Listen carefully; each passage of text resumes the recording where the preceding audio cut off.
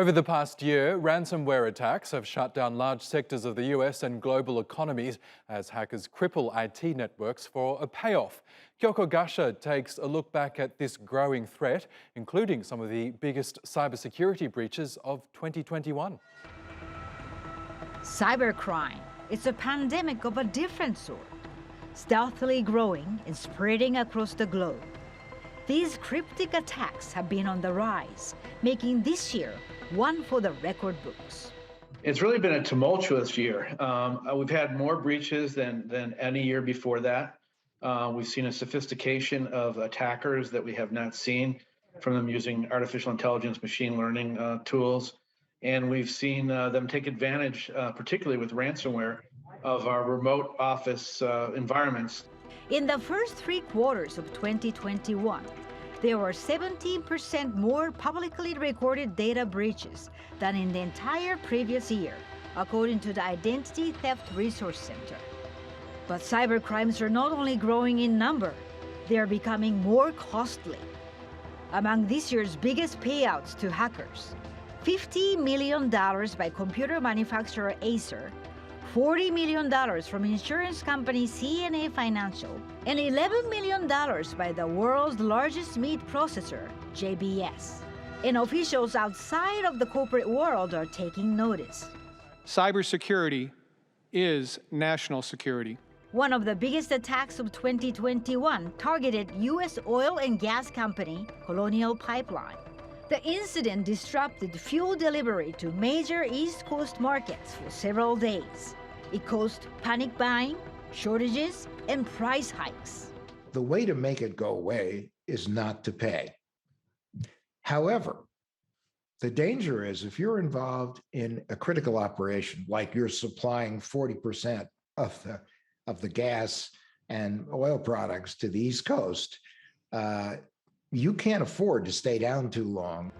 Industry monitor Cybersecurity Ventures predicts ransomware damages will cost victims around $20 billion this year. That figure is expected to grow 30% annually over the next decade, reaching around $265 billion by 2031, with an attack occurring every 2 seconds. No sector is immune. While it's the big breaches that make headlines, the vast majority, 75% of all cybercrime are attacks on small businesses, according to the Justice Department. From COVID-19 treatment hoaxes and unexplained inheritance rewards to fake job offers, holiday scams, and credit card cloning, these days, anyone with a phone or computer is a target. Even a small breach can have wider repercussions. Because we're all at this point at some level interconnected. So the weakest link, it isn't just a weak link to themselves. They could be a weak link to the entire ecosystem and to the broader society. And I think that that's the reason that it's so important and imperative that enterprises work together, industries work together, and that we have a strong cohesion between public and private organizations. In our increasingly connected, technology-reliant world, cyber experts say it's impossible to completely eliminate risk. Being prepared may be the best defense, but for millions of companies around the world, the question is no longer if a cyber attack will occur, but when. Kyoko Gasha, TLT World, New York. Max Hashem Eiza is Senior Lecturer and Researcher in Cybersecurity at Liverpool John Moores University. He explains why so many businesses from different sectors have been targeted this year.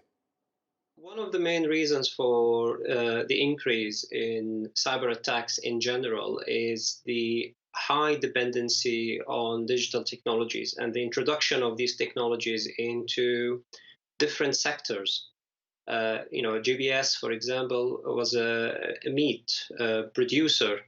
So the more we depend on digital technologies and we embed these technologies into our factories and different sectors than the traditional high-tech sectors, you will have more attacks, and these sectors will attract more cyber threats because hackers assume that these sectors will not be as protected as financial sector, for example.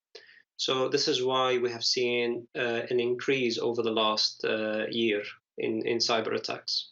I think one of the main thing is about detection and prevention. So investing in technologies to detect threat as earlier as possible before attackers can establish a foothold in the organization or take, control over the network or any digital assets. But on the other side, and as in parallel, prevention is very important, because over 95% of cyber attacks happen because of human interaction with phishing email, like for example, clicking on a link. I mean, we keep saying that over and over. Training to prevent these attacks as early as possible, in parallel with technologies to detect these attacks, will be the right solution going forward. Plus, it's also good to invest in incident response planning. So when something happens, companies and private sectors will be prepared to actually take actions and protect the data they have, protect their assets, so they can remain operational regardless of the attack itself.